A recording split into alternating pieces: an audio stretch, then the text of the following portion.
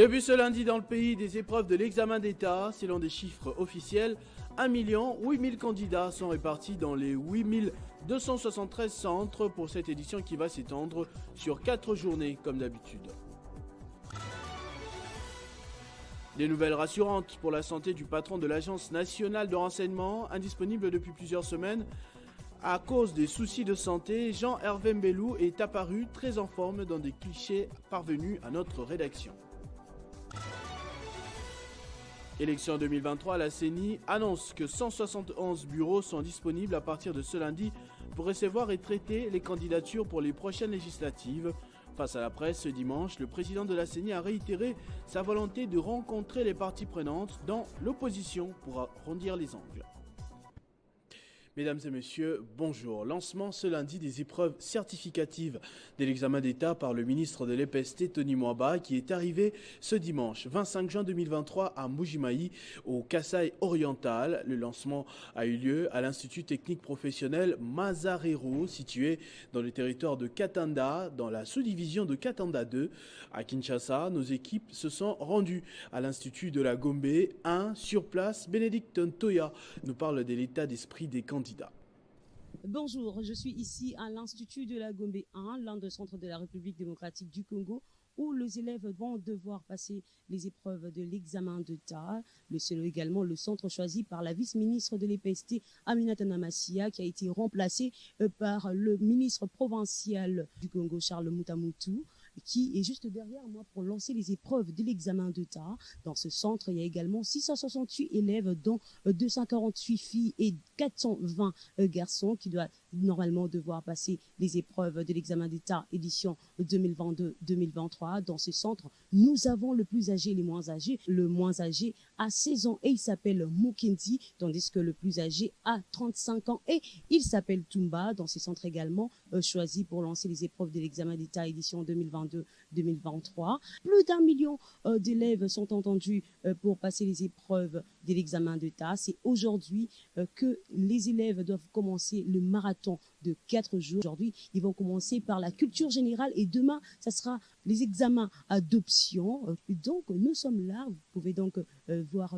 l'ambiance qui est là. Pour certains élèves, ils ont la frousse parce qu'ils n'ont pas eu le temps de reviser. Mais pour certains, ils se disent capables d'affronter les épreuves de l'examen d'État. Ces élèves qui seront face à leurs avenirs vont tout donner pour la réussite.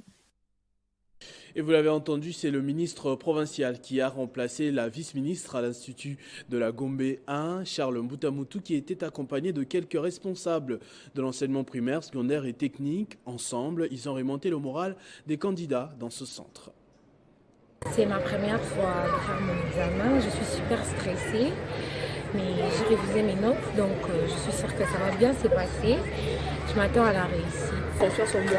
Après les go donnés par le ministre de l'EPST, le professeur Tony Mwaba Kazadi, à Mbuji-Mayi, le ministre provincial de l'Éducation, Charles Mutamutu, a relayé le geste de la capitale Kinshasa à l'Institut de la Gombe 1. Ce dernier a exhorté ses récipiendaires au respect de règles pour un déroulement des épreuves plus satisfaisantes, tout en souhaitant qu'un lauréat puisse sortir de Kinshasa. Au nom de son Excellence, Monsieur le ministre national, et à mon nom personnel, nous souhaitons bonne chance à tous les finalistes de Kinshasa. Nous réitérons cette fois encore notre vœu, notre souhait de voir les lauréats de la République sortir de la ville de Kinshasa. De son côté, Tupiku Boulana, Ipepe de la Funa, a également appuyé le vœu du ministre provincial. C'est lui le père de Kinshasa. Il est normal qu'il attende un lauréat qui sortira de sa province. Et nous également, ça nous fera plaisir si les lauréats sortaient dans nos différentes provinces. Au total, 1 853 élèves répartis dans 8 273 centres sont attendus pour cette édition. Les récipiendaires de l'année précédente étaient au nombre de 933 198.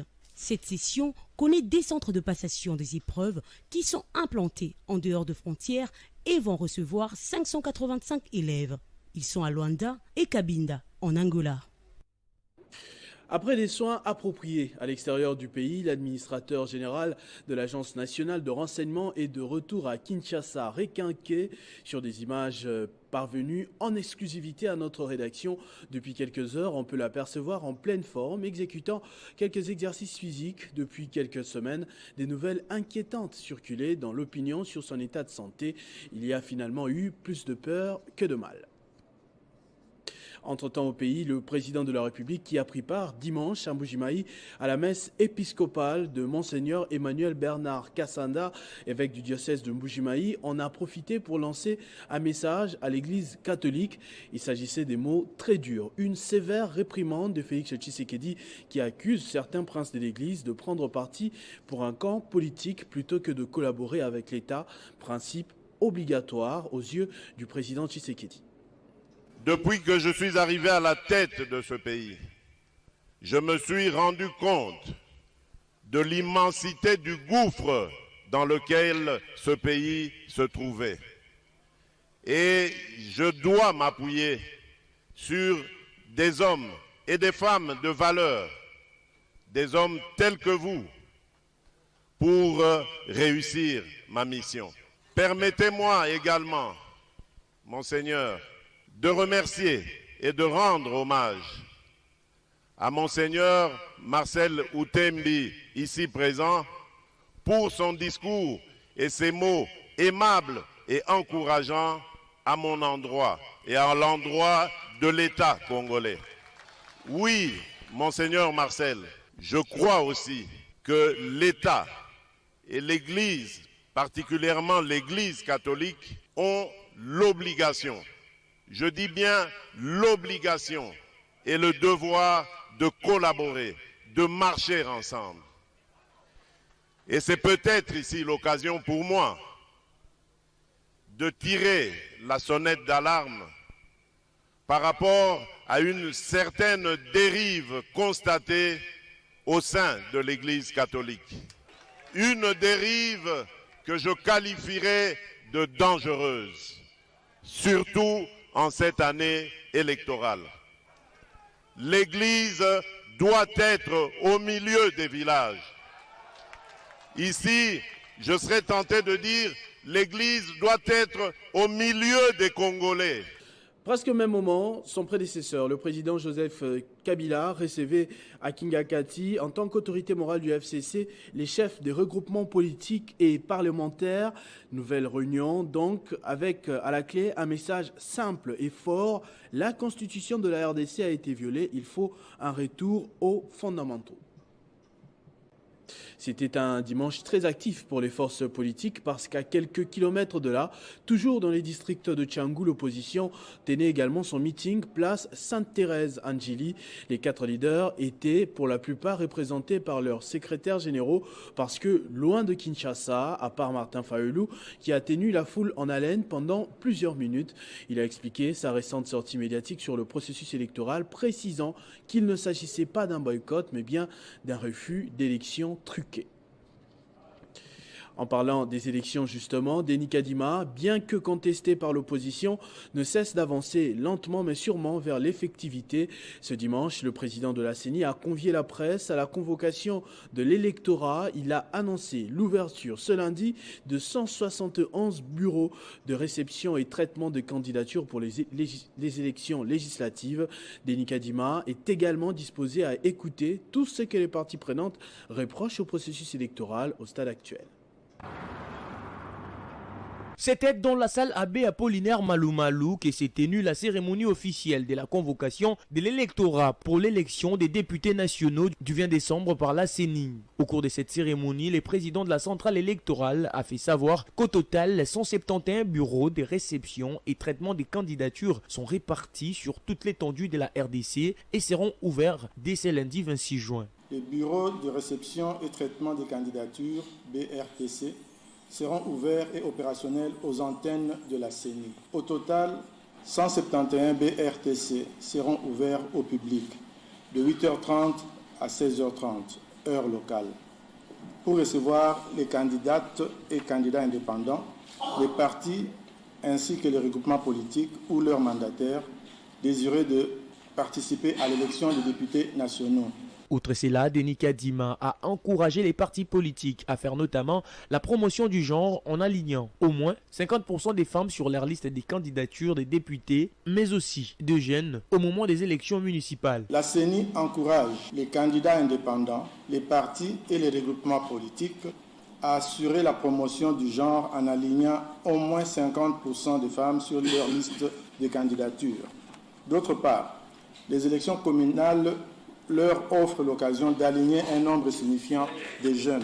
Il est de noter que ces opérations s'effectueront pendant 20 jours, soit du 26 juin au 17 juillet 2023. Quant à la situation de Kwamouth, la CENI a annoncé le report à une date ultérieure de l'opération d'enrôlement et d'identification des électeurs dans ce territoire de la province du Mai-Ndombe. La raison avancée est sécuritaire. Plusieurs villages à ce jour sont encore occupés par les miliciens Mobondo, causant des déplacements de la population.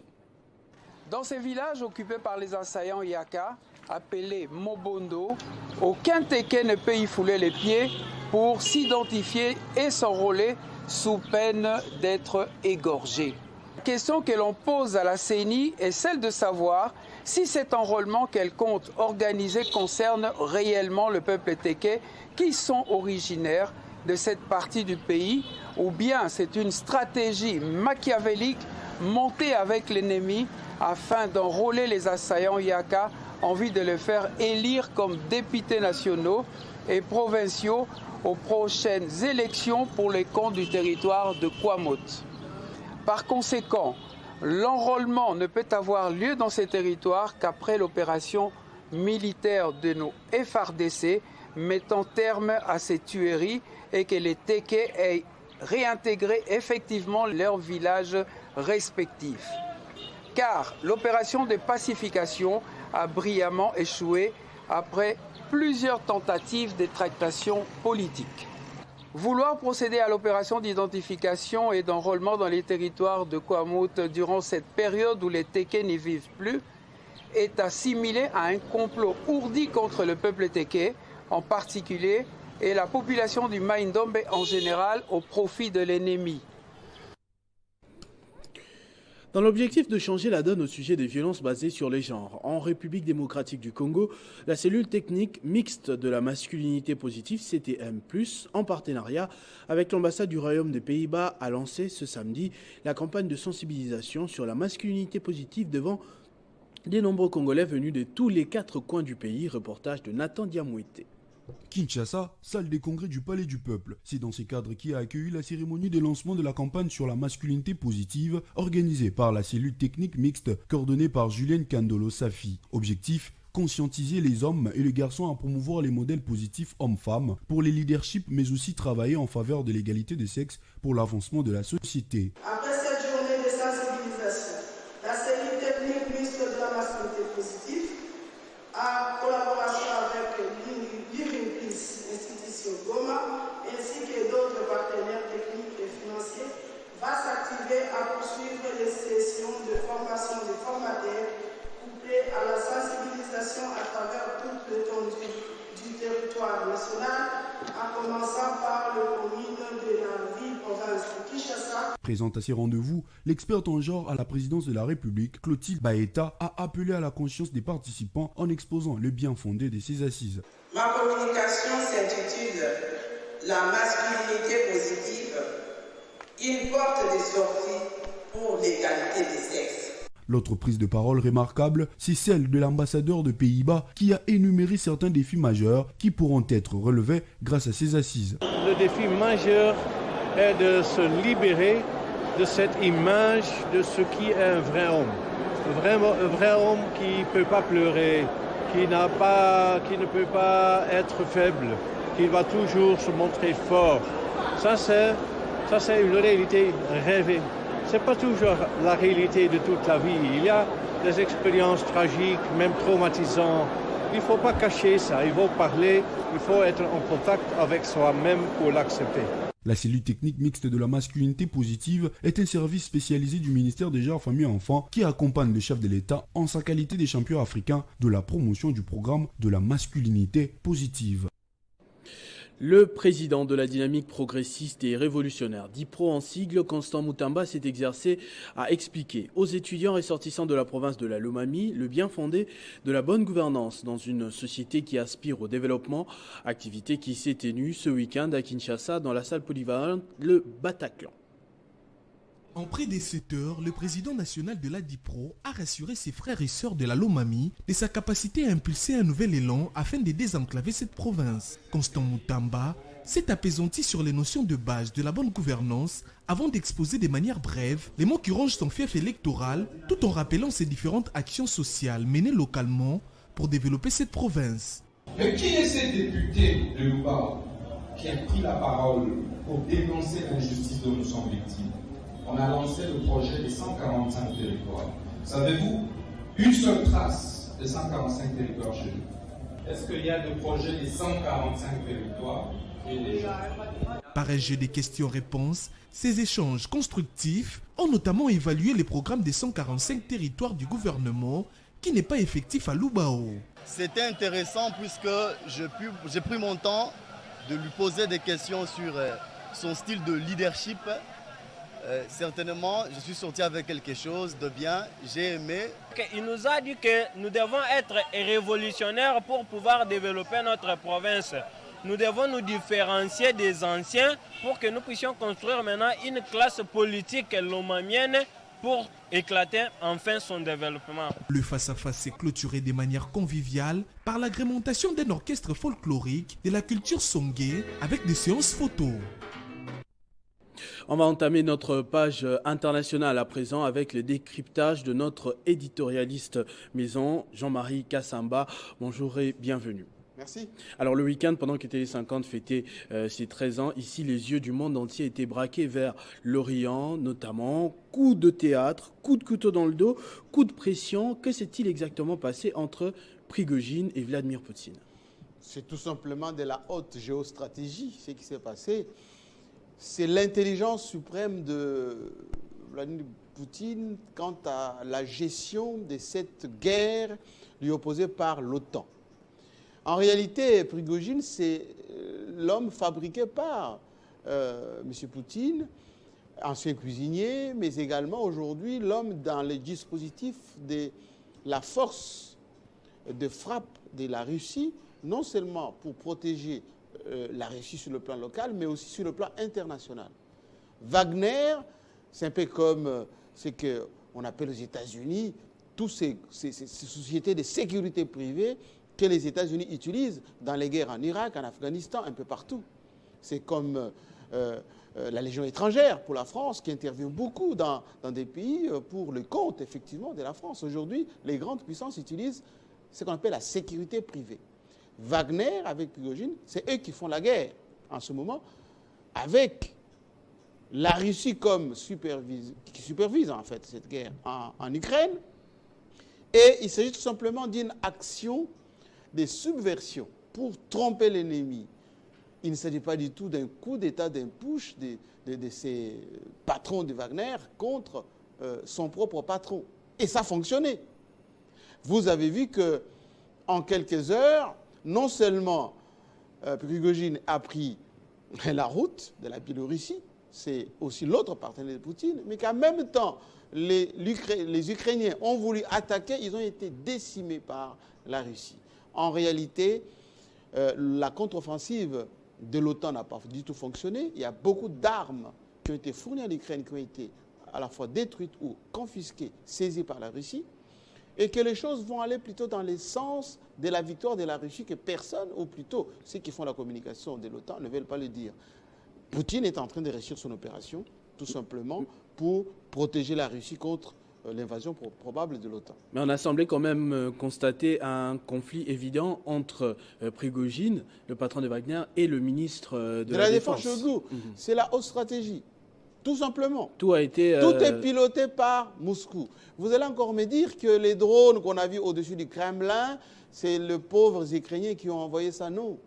Vous allez encore me dire que, allez, quelques actions qu'on a vues à Bakhmout, par exemple, c'est l'Ukraine. Non. La Russie est en train de montrer tout simplement que non seulement elle est en supériorité matérielle, technologique, militaire, face à l'OTAN. Ce n'est pas l'Ukraine qui fait la guerre à la Russie, c'est l'OTAN qui fait la guerre.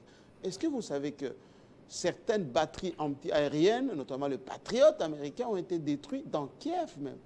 Et Poutine a dit, on ne peut pas aller frapper fort parce qu'on va nous dire, nous, grande puissance, on a frappé les pauvres Ukrainiens qui sont démunis. Non, la réalité est que la guerre aujourd'hui entre l'Ukraine et la Russie est en faveur de la Russie qui se consolide de plus en plus parce que la Russie a quoi? L'Iran, l'Inde, la Chine, les BRICS va se retrouver bientôt en Afrique du Sud et aujourd'hui, l'Union européenne, la France en tête, va s'inviter pour venir là-bas. Donc, on ne nous dit pas tout, mais en réalité, ce qui se passe là-bas, c'est plus la défaite de l'OTAN qu'on ne va pas vraiment dire.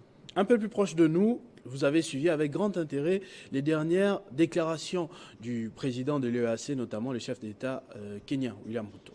Oui, c'est une humiliation pour notre pays et je l'ai toujours dit ici, il faut que nous, les Congolais, qu'on se réveille. La déclaration du président kenyan dénote en réalité ce que pensent beaucoup des chefs d'État de la sous-région vis-à-vis de notre pays. Tout le monde veut assujettir notre pays. Tout le monde veut faire plier la RDC. La présence de l'AEC ici, nous l'avons dit que ce n'était pas très indispensable. Aujourd'hui, les Kenyans, qu'on pensait être notre ami, est en train de dire, nonobstant ce que notre président peut dire, nonobstant ce que nous pouvons penser, eux, ils se sont invités à RDC et ils comptent y rester le plus longtemps possible. Nous devons nous réveiller et surtout développer les mécanismes d'autodéfense, de résilience.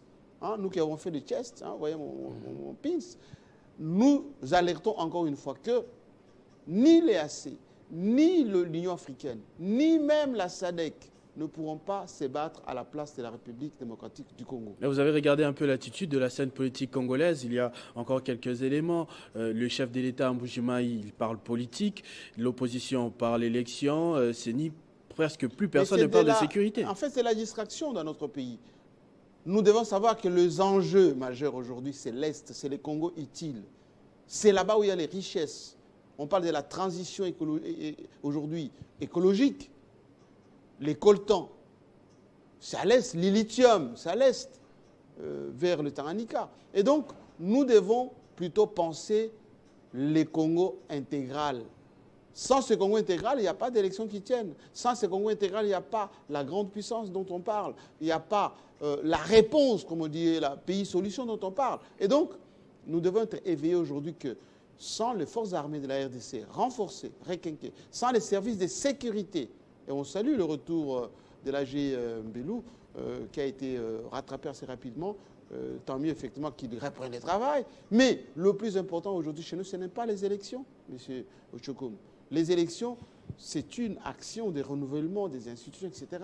C'est la constitution de la RDC, c'est les libertés publiques, c'est également la paix et la sécurité de nos compatriotes. Donc, ruer vers l'élection, oui, mais il faut le faire dans les bonnes conditions. C'est pour cela que les Congolais devraient s'exprimer et surtout s'opposer à cette mémise de pays de la sous-région sur notre économie. C'est qu'a dit Ruto, c'est ce que pensent les Kenyans, c'est ce que pensent les Ougandais, c'est ce que pensent les Rwandais, c'est ce que pensent les Angolais aussi. Et donc, nous devons être très vigilants et surtout travailler sur la consolidation de l'unité nationale. Ce n'est pas dans une dynamique de conflit entre partis politiques, entre Église et l'État, entre les convives à ces élections qui va consolider la RDC. Merci beaucoup Jean-Marie Kassamba pour ces analyses. Merci à vous. Au Kenya, justement, samedi soir, une attaque a été perpétrée par des islamistes radicaux Shebab. Le bilan provisoire donné par les autorités évoque 5 morts. Cette attaque est signalée dans 2 villages de l'est du pays, revendiquée par les islamistes radicaux Shebab. Selon plusieurs médias, les assaillants se sont également emparés des biens appartenant aux habitants, notamment les denrées alimentaires, avant de s'enfuir en tirant en l'air. On va démarrer avec notre page sportive à présent en libérant Jean-Marie Kassamba. La liste des Léopards U20 retenus pour le tournoi Fatih Cup sera publiée ce lundi par le sélectionneur Guy Boukassa au cours d'une conférence de presse. Chez les dames, le football club féminin Mazembe a conservé son trophée de la Ligue nationale de football en écrasant en finale le Daring Club Bouéremana. Le point avec Christian Bokaya qui me rejoint de l'autre côté du plateau. Christian, bonjour et bienvenue. Mais voici Christopher, bonjour, merci beaucoup. On va démarrer en force avec le football féminin. D'abord, Mazembe gagne la Ligue nationale pour la deuxième fois consécutive, mais il y a un fait que je ne savais pas avant. Je pensais que Daring Club, c'était propre à Daring Club Motema Pembe, mais j'ai l'impression que c'est comme association sportive, c'est comme football club. Oui, les Daring Club, il y en a beaucoup, surtout toutes les équipes qui s'habillent en vert et blanc. Voilà, souvent sont appelés Daring Club Motema Pembe. DCMP n'est pas seulement un club de Kinshasa, même en province aussi, on retrouve DCMP, mais cette fois-là avec de précision, DCMP Kinshasa, DCMP Kisangani. Alors, venons au point. Le plus important, c'est bien le trophée gagné, bien sûr, hier par le tout-puissant, disons, le FCF Mazembe de Lubumbashi. Mazembe qui a remporté pour la deuxième fois consécutive la Ligue nationale du football féminin en écrabouillant en finale le Daring Club Bouérimana de Massissi. Score final de la partie 9-0. Mazembe a fait un parcours sans faute en inscrivant 74 buts sans en encaisser un seul. Le FCF Mazembe va représenter bien évidemment la RDC aux prochaines compétitions continentales de la saison prochaine. Le FCF Lupopo de son côté a fini en 3e position après avoir battu au tir au but le Daring Club Bikira 4-3. Pour rappel, le club des têtes de Kinshasa, notamment Amani et Bikira, n'avaient pas participé à cette compétition dans la ville que préfère Christopher Rochaud. On va également parler Fatih Cup parce que la liste des Léopards retenus sera publiée ce lundi. Ce sera tout à l'heure au siège de la Fédération congolaise de football association que le sélectionneur principal de Léopard U20, Guy Boukassa, va publier bien évidemment cette liste. Pendant ce temps, les Léopards U20 peaufinent la préparation au centre Kouarampova pour bien se lancer dans ces tournois zonal dont le coup d'envoi sera donné le 1er juillet prochain au stade de Martyrs de la Pentecôte. On le voit d'ailleurs sur cet écran. Les Léopards vont lancer leur compétition. Ce sera bien sûr face au Sao du Tchad. Ce sera directement l'étape de quart de finale. Et l'équipe qui va remporter cette rencontre va directement se qualifier pour les demi-finales. Après ces tournois de l'Unifax, et même les Léopards U20 devront participer au 9e jeu de la francophonie qui se tiendront à Kinshasa du 28 juillet au 6 août prochain. Cannes U23, les hostilités ont été lancées. Oui, c'est au royaume chérifien que les go de cette Coupe d'Afrique des Nations de U23 a été donné, bien sûr. Le Maroc, pays organisateur, a bien entamé la compétition en battant le Sili national 2-1. Pourtant, la Guinée ouvrait les scores peu avant la pause par l'entremise d'Al-Gassimeba. Les Lionceaux de l'Atlas vont réagir à la 68e minute de jeu sur penalty avant, bien évidemment, de remporter ce match au temps additionnel grâce à un doublé des Ez Adbe. Dans d'autres matchs, le Ghana avait dominé le Congo-Brazzaville 3-2. Rappelons que les 3 premiers de cette Coupe d'Afrique des Nations prendront part aux prochains Jeux olympiques prévus à Paris en 2024, Christopher. Tennis Davis Cup, les Léopards accèdent à la zone 4. Effectivement, les Fauves Congolais ont eu raison de Barea de Madagascar à l'étape de play-off. Mais Christian Saïdi, le champion du Congo en titre, a mal entamé son match. On le voit d'ailleurs sur ces images en liesse. C'était bien sûr en perdant le premier set devant Fenosoa Rasendra 5-7, 2-6. C'est au deuxième match que la RDC va corriger l'erreur grâce à William Bouchamouka qui battait Lucas 6-2, 6-3. Les Fauves Congolais ont obtenu leur billet grâce à la paire William Bouchamouka et Sarma Nkouloufa qui a pris le large sur la paire malgache composée de Lucas et Nicolas 6-2, 6-1. Et voilà ce qu'on peut dire. Donc, les Léopards de la RDC accèdent bien évidemment à la zone 4. On termine avec Afrocan Angola. Les Léopards profitent la préparation à Kinshasa. Les Fauves Congolais s'entraînent 2 fois par jour, bien sûr, au cercle Elaïs. Nous sommes là, bien sûr, dans la commune de Gombe. Et c'est pour être prêt avant les débuts des hostilités prévues à Luanda, capitale angolaise. Pichu Manza a rejoint le groupe depuis le week-end, ce qui a permis au sélectionneur Piero Ilunga de bien roder son effectif selon le programme établi par le staff technique. Les Léopards de la RDC feront des sparring au pays avant, bien évidemment, de voyager pour l'Angola, bien que ce ne sera pas des sparring, on va dire, suffisants, étant donné que les adversaires de la RDC, dont le Cameroun, arrivent en Angola pour effectuer les derniers réglages sur place, pendant que les Léopards de la RDC, tenants du titre, s'entraînent dans des conditions, on va dire, extrêmement difficile. On y reviendra certainement dans le journal du sport ce soir. Christian Bokaya, merci beaucoup. C'est moi qui vous remercie, Christopher Ochokou. Entre-temps, ce journal est terminé. Je vous en rappelle tout de suite les principaux titres.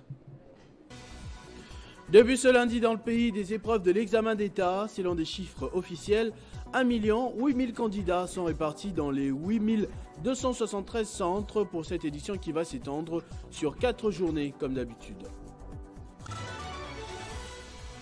Des nouvelles rassurantes pour la santé du patron de l'Agence nationale de renseignement, indisponible depuis plusieurs semaines. À cause des soucis de santé, Jean-Hervé Mbelou est apparu très en forme dans des clichés parvenus à notre rédaction.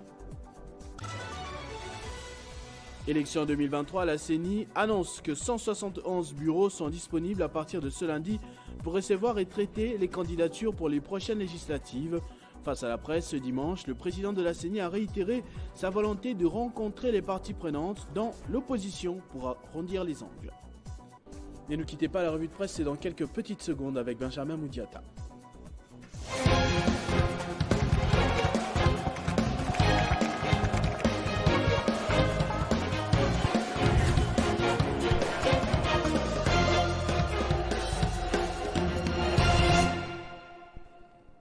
Benjamin qui va me rejoindre de l'autre côté du plateau. Bonjour et bienvenue.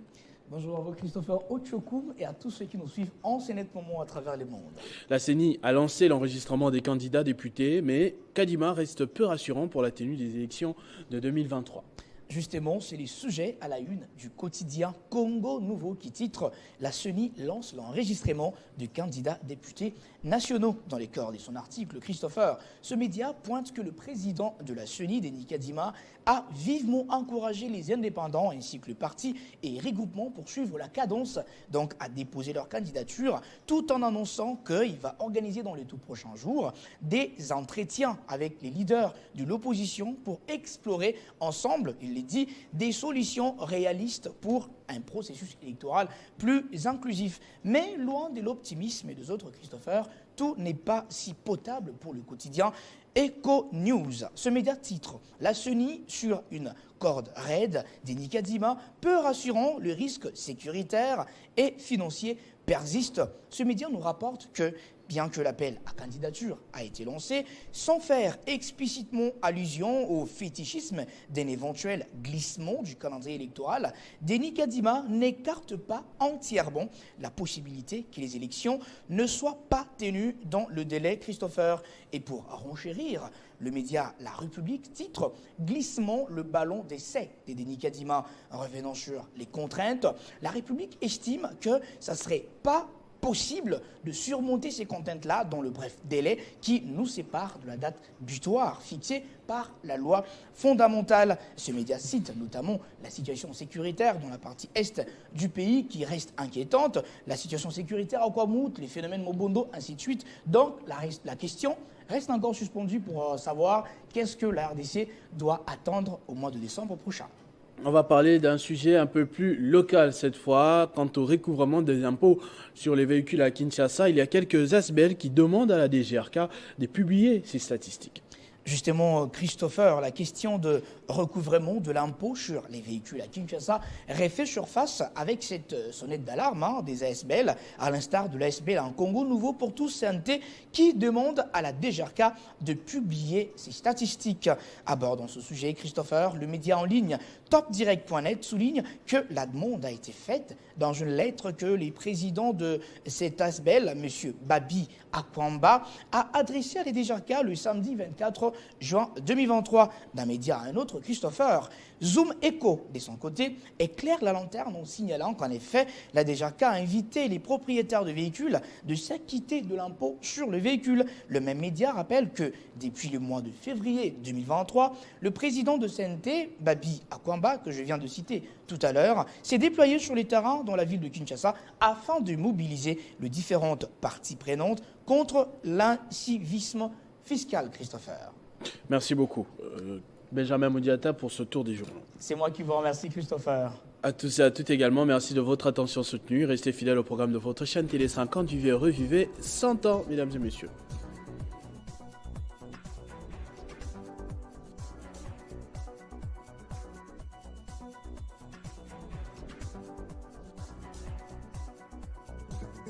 Retrouvez toute l'actualité en continu sur www.tele50.cd.